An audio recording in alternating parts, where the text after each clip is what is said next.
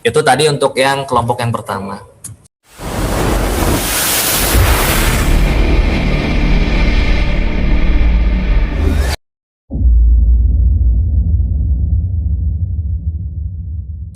Kelompok yang kedua secara garis besar cara hitungnya sama teman-teman. Yang membedakan adalah biaya masuknya kena. Sederhananya seperti itu ya, biar kita bisa lebih efektif dan efisien, dan mungkin nanti kita akan perbanyak saja di diskusi ya. Karena di ND-nya itu kan mintanya ke biaya cukai itu adalah frequently-nya, FAQ-nya Bravo.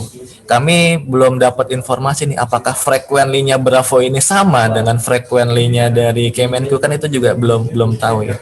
Tapi kalaupun memang ini tidak ditanyakan di Kemenq Prem, setidaknya sebagai bekal saja. Karena kalau di Bravo aja itu sering ditanyakan, tidak tertutup kemungkinan nanti di Kemenq Prem juga masuk seperti itu. Karena tadi kan konsepnya, sekarang kan orang bisa berkontak tentang bea cukai itu tidak hanya ke Bravo saja sekarang, bisa juga ke 134. Lanjut yang ketiga teman-teman, sama juga cara hitungnya.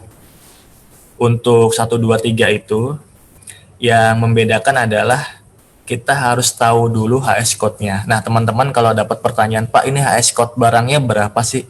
Kita di bea cukai sebagai layanan informasi ya, ada informasi-informasi yang di mana kewenangannya itu penetapannya itu adanya bukan di Bravo atau bukan di kontak center, adanya adalah di pelayanan ataupun di kantor bea cukai di lapangan seperti itu. Jadi kalau ditanya mengenai berapa HS code-nya, teman-teman bisa berkontak ke suppliernya untuk mengetahui. Karena tadi kan sebenarnya itu adalah berlaku secara internasional. Setidaknya 4 digitnya itu berlaku secara internasional. Memang mungkin 8 digitnya ataupun 6 digitnya setiap negara mungkin bisa aja berbeda-beda ya. Tapi 4 digitnya itu sama secara internasional. Jadi dari 4 digitnya tersebut nanti teman-teman bisa tahu tarif biaya masuknya itu berapa. Nanti bisa dilihat di INSW, di intr.insw.go.id ataupun di e-service.insw.go.id. Nanti bisa tahu tarif biaya masuknya berapa. Jadi di sini tuh yang berbeda adalah tarifnya doang. Kalau tadi kan flat ya 7,5%. Nah, di sini berbedanya di sini. Biaya masuknya 7,5. Biaya masuknya bisa berbeda-beda. Mungkin saja bisa 5%, bisa 10%, bisa 15, bisa 20, bisa 25 dan seterusnya ya. Kalau PPh-nya juga dilihat dari PMK 110 tahun 2018. Nanti bisa dilihat di lampirannya. Kalau dia masuk ke lampiran 1 flat 10%, baik dia punya API ataupun tidak punya API, itu flat 10%. Kalau dia di lampiran 2 punya API atau tidak punya API, flat 7,5%. Lampiran 3 kalau dia punya API 0,5%. Di luar dari lampiran 1, 2, 3 kalau dia punya API, tarif PPh-nya adalah 2,5%, tidak punya API 7,5%. Nah, kalau kita tidak punya NPWP ataupun tidak mampu menunjukkan NPWP, maka dikenakan tarif 100% lebih tinggi daripada tarif normalnya, seperti itu ya. Seperti itu teman-teman untuk 3 layering ya terkait mengenai barang kiriman yang perlu sama-sama kita ketahui ya, seperti itu. Baik, setelah kita tahu mengenai perpajakan ya, sekarang bagaimana mengenai percukaiannya. Karena terkadang barang kiriman itu yang masuk ke kita itu tidak hanya berupa barang-barang biasa saja, tidak. Tapi juga mungkin saja bisa berupa barang-barang seperti barang-barang kena cukai seperti itu. Melebar lebih lanjut, terima kasih Mas Iqbal, Bu Titi atas informasinya. Kita lanjutkan lagi ya. Jadi teman-teman kalau ada barang kiriman berupa barang kena cukai ya, jadi dia itu ada pembebasan cukainya. Maksudnya pembebasan cukai itu adalah tidak dikenakan tagihan cukainya. Namun juga ada pembatasan dalam hal jumlah. Jadi diatur di PMK tersebut hanya boleh masuk 40 batang cerutu, 40 batang sigaret, 5 batang cerutu, 40 gram tembakau iris sebenarnya, maaf tidak muncul sepertinya. MMA ataupun miras itu adalah 350 ml. Dan hasil tembakau lainnya, misalnya kalau yang saat ini sedang tren itu adalah kayak liquid ya, liquid yang mengandung nikotin tembakau, anak-anak vape zaman sekarang mungkin paham seperti itu. Jadi kalau dalam bentuk batang itu 20 batang, kapsul 5 kapsul, cair 30 ml, dalam bentuk cartridge itu adalah 4 cartridge. Dalam bentuk lainnya, misalnya selain ada batang, selain kapsul, selain cair, selain cartridge, mungkin nanti perkembangan zaman kan bisa aja ada bentuk-bentuk lainnya. Itu diperkenankan hanya 50 gram ataupun 50 ml. Yang perlu teman-teman ketahui, Itu adalah yang pertama, filternya adalah pembatasan jumlahnya dulu. Jadi kalau jumlahnya itu udah masuk, contoh nih, misalnya nih saya beli rokok ya dari luar negeri. Itu beli rokoknya adalah 50 batang. Maka yang bisa masuk itu adalah 40 batang. 10-nya akan dimusnahkan, baik dengan disaksikan ataupun tanpa disaksikan ya. Nah, dari 40 batang itu, apakah kita akan bebas bea masuk dan PDRI? Ternyata tidak. Itu yang dibebaskan adalah pembebasan cukainya saja. Tapi nanti tetap dikenakan bea masuk dan PDRI-nya.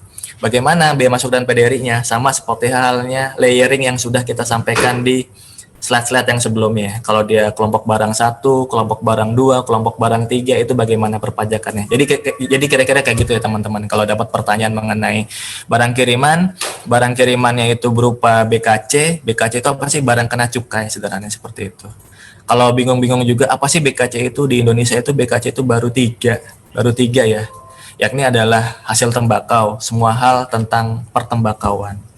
Lalu juga ada MMA. MMA itu istilah di peraturannya saja, tapi kalau istilah sehari-harinya itu adalah miras, minol, minuman mengandung etil alkohol ataupun minuman keras seperti itu.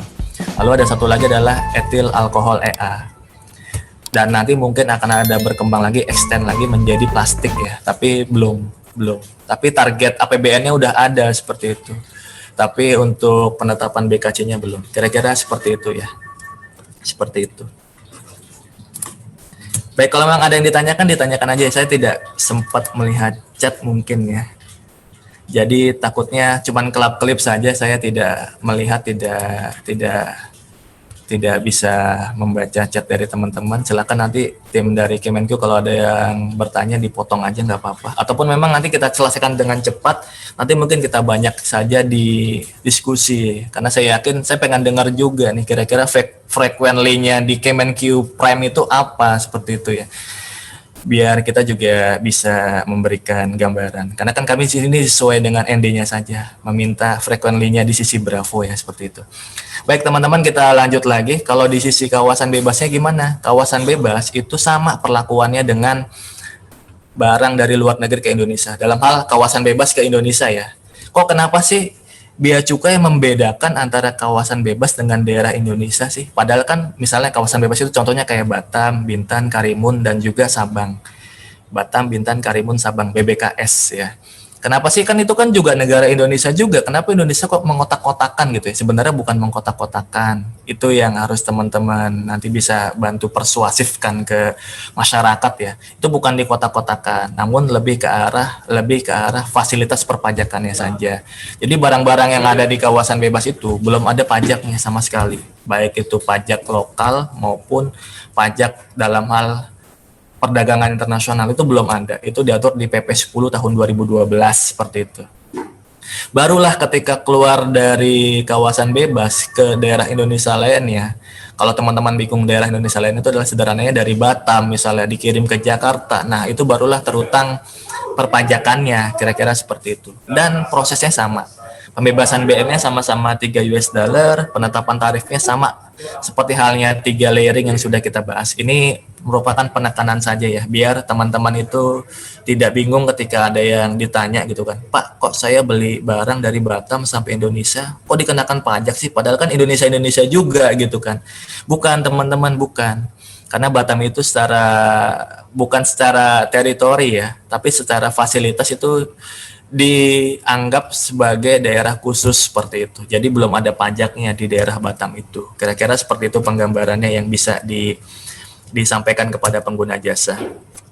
Lanjut, kira-kira setelah kita mengetahui proses di kawasan bebas, apa sih yang harus kita ketahui? Kira-kira yang harus kita ketahui adalah tools-nya teman-teman. Tadi Bu Titi sama Mas Iqbal udah menyinggung, iya memang ada beberapa bantuan informasi ya yang bisa kita lakukan tanpa harus login. Kayak di INSW itu nanti ada menu tracking PIB, PEB, NIB, tracking ICOO seperti itu. Nanti mungkin INSW ada sesinya tersendiri ya, LNSW ya. Tapi kalau di Bea Cukai itu ada situs tracking yang kita tanpa perlu login. Itu teman-teman bisa pakai di aplikasi mobile Bea Cukai ataupun bisa melalui web form ya. ataupun bisa melalui website ya, bisa di www.beacukai.go.id / barang kiriman untuk barang kiriman dari luar negeri ke daerah Indonesia. Sedangkan kalau dari Batam ke daerah Indonesia lainnya itu adalah beacukai.go.id / barang kiriman Batam, seperti itu. Jadi itu dua tools yang harus kita ketahui ya, seperti itu. Karena ini mungkin settingan dari full screen-nya yang bertumpuk-tumpuk ini sebenarnya adalah beacukai.go.id / barang kiriman untuk yang dari luar negeri ke Indonesia, sedangkan yang dari Batam ke Indonesia adalah beacukai.go.id / barang kiriman Batam, seperti itu. Itu dua tools yang teman-teman bisa pakai kalau seandainya ada pertanyaan barang kiriman masuk ke Kemenkiprime. Nah, setelah kita tahu toolsnya, bagaimana arti dari status-statusnya? Ini juga kerap kali kami dapat pertanyaan dari pengguna jasa ya. Kami sampaikan ini biar teman-teman nanti juga bisa menjawabnya sama seperti halnya kami menjawab, seperti itu. Kalau seandainya di situs trackingnya itu tidak muncul, artinya bisa jadi itu adalah nomor resinya itu salah. Maksudnya salah ya, bisa jadi ada perbedaan huruf ataupun angka yang pengguna jasa sebutkan itu ternyata tidak tepat, seperti itu. Itu maksudnya salah. Kalau fiktif, nah fiktif ini yang cukup menjadi penekanan kami ya kepada teman-teman Kemenkiprime, karena mungkin nanti ada pertanyaan-pertanyaan yang terindikasi penipuan yang mengatasnamakan bea dan cukai. Kami harap ya ketika masuk ke Kemenkiprime bisa mengeksekusinya dengan cepat, seperti itu. Karena kan kalau korban-korban penipuan dapat informasi yang salah ataupun dia tidak dapat informasi segera, besar kemungkinan dia akan keburu ketipu dulu gitu. Makanya memang peran serta gerak cepat kita itu sangat penting ya untuk bisa membantu mengcounter tindakan penipuan yang mengatasnamakan bea dan cukai. Jadi kalau tidak ditemukan itu bisa jadi salah. Kalau salah sederhana ya, penjelasannya gampang. Kalau fiktif itu bisa jadi penipuan karena bisa aja nomor resinya itu asal dibuat dan dia diminta untuk mengirimkan sejumlah uang, seperti itu kan. Kalau nggak dikirimkan nanti barangnya tidak dikirim ataupun orangnya dipenjara, seperti itu. Jadi itu yang harus kita ketahui, kalau tidak ditemukan itu bisa jadi juga kemungkinan adalah fiktif, atau yang paling sering terjadi adalah barang belum diserahkan kepada bea dan cukai. Nah, ini yang harus kita tekankan kepada teman-teman, karena banyak di luar sana itu mengira bahwa impor itu pasti bea cukai doang, padahal tidak, teman-teman. Mungkin udah banyak dijelaskan ya. Import clearance di Indonesia itu banyak banget kementerian, lembaga ataupun pihak-pihak lain yang turut serta, seperti itu. Sehingga ketika suatu barang itu belum rilis ataupun belum selesai, bukan berarti semuanya itu selalu ada di bea cukai, bukan. Tapi bisa saja ada proses-proses di tempat lain yang belum diselesaikan, seperti itu. Termasuk barang kiriman ini. Jadi untuk barang kiriman, prosesnya secara garis besar ya, secara sederhana ya teman-teman ya, adalah suatu barang ketika tiba di Indonesia, maka akan ditata usahakan oleh perusahaan jasa kiriman. Setelah itu sama mereka akan diberitahukan data elektroniknya maupun data fisik barangnya ke bea dan cukai. Kalau belum ditemukan berarti memang udah tiba di Indonesia, tapi belum berada di bawah pengawasan bea cukai, masih ditata usahakan ataupun ditata kelolakan ataupun di handling oleh perusahaan jasa kirimannya, seperti itu. Saya menggunakan istilah perusahaan jasa kiriman biar lebih mudah untuk dicerna saja. Karena sebenarnya bahasa peraturan adalah penyelenggara pos. Penyelenggara pos itu ada dua, penyelenggara pos yang ditunjuk, yakni adalah PT Pos Indonesia dan juga perusahaan jasa titipan. Sederhananya karena ini adalah forum pendidikan kayak FedEx, kayak DHL, kayak UPS, UPS, seperti itu. Dan mungkin ada perusahaan-perusahaan jasa kiriman lainnya ya yang mungkin saya belum sebutkan. Jadi gitu ya, ketika not found itu artinya bisa jadi salah, fiktif ataupun barang belum diserahkan. Lalu yang sering terjadi juga adalah NPD. NPD itu berarti sederhananya, NPD itu adalah kepanjangan dari nota permintaan dokumen, atau ada dokumen yang perlu diserahkan oleh pengguna jasa ya kepada bea cukai untuk bisa diproses. Karena kenapa? Tadi bea cukai kan biar ada suatu win-win solution ya. Jadi biar pengguna jasa tuh mengklaim nilai barangnya berapa sih? Mana buktinya? Nah, kira-kira permintaan dokumen itu untuk itu, biar pengguna jasa itu bisa membuktikan kalau bener loh Pak, saya beli barang itu adalah 30 US dollar. Ini loh Pak buktinya, invoice-nya misalnya, ataupun copy link pembeliannya kalau dia beli dari e-commerce misalnya, ataupun mungkin ada bukti-bukti bayar lainnya. Dan yang paling penting juga adalah NPWP. Walaupun sekarang PPh pasal 22 impornya tidak dikenakan, tapi NPWP itu cukup penting ya. Karena kenapa? Karena ini memang nanti tugasnya Kemenkiprime ya. Karena memang ada suatu pertanyaan-pertanyaan yang mungkin lintas eselon 1 seperti itu ya. Kayak di bea cukai itu mungkin bersinggungan dengan pajak, bersinggungan dengan LNSW, bersinggungan juga dengan DJPB misalnya dalam hal billingnya.